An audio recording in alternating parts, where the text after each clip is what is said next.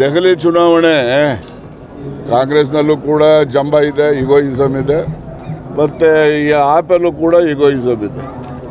ಇದು ನೋಡಿ, ನಾವೆಲ್ಲ ರಾಷ್ಟ್ರ ರಾಜಕಾರಣ ಮಾಡ್ತಕ್ಕಂಥ ಸಂದರ್ಭದಲ್ಲಿ ಮೊದಲು ನಮ್ಮ ಪ್ರಮುಖ ಶತ್ರು ಯಾರಿದ್ದಾರೆ ಅವರನ್ನು ಸೋಲಿಸ್ತಕ್ಕಂಥದ್ದಕ್ಕೆ. ಹಾಗಂತ ಹೇಳಿದ್ರೆ ಜಾತ್ಯತೀತ ಶಕ್ತಿಗಳು, ಜಾತಿ ಶಕ್ತಿಗಳು ಎರಡಿದ್ದಾವೆ. ಜಾತಿ ಶಕ್ತಿಗಳನ್ನು ಸೋಲಿಸಬೇಕು ಅಂದರೆ ಜಾತ್ಯತೀತ ಶಕ್ತಿಗಳು ಒಂದಾಗಬೇಕು. ಯಾವಾಗ ಜಾತ್ಯತೀತ ಶಕ್ತಿಗಳ ಮತಗಳು ವಿಭಜನೆ ಆಗ್ತದೆ ಆಗ ಜಾತಿ ಶಕ್ತಿಯ ಪಕ್ಷಗಳಿಗೆ ಬೆಂಬಲ ದೊರಕುತ್ತೆ.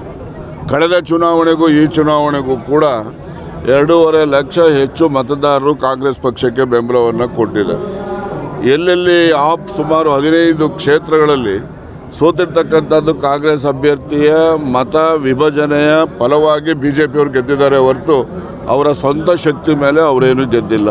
ಇದು ಒಂದು ರಾಜಕೀಯದ ಜಂಜಾಟ ಅಂತ ಹೇಳಿದ್ರು ಕೂಡ ತಪ್ಪೇನಾಗಲ್ಲ. ಹರಿಯಾಣದಲ್ಲಿ ಕಾಂಗ್ರೆಸ್ಸಿನ ನಮ್ಮ ಹೈಕಮಾಂಡ್ನಲ್ಲಿ ಆಪ್ ಜೊತೆಯಲ್ಲಿ ನಾವು ಹೋಗಬೇಕಾಗಿತ್ತು. ನಾವು ಹರಿಯಾಣನೂ ಕೂಡ ನಾವು ಗೆಲ್ತಾ ಇದ್ದೇವೆ. ಈಗ ದೆಹಲಿ ಚುನಾವಣೆಯಲ್ಲೂ ಅಷ್ಟೇ ಕಾಂಗ್ರೆಸ್ಸಿಗರು ಆಪ್ನವರು ಯಾರ್ದು ಏನೇ ಇರ್ಬೋದು, ತಪ್ಪುಗಳು ಅಂದರೆ ಎಲ್ಲ ಪಕ್ಷದಲ್ಲೂ ಕೂಡ ತಪ್ಪುಗಳಾಗ್ತವೆ.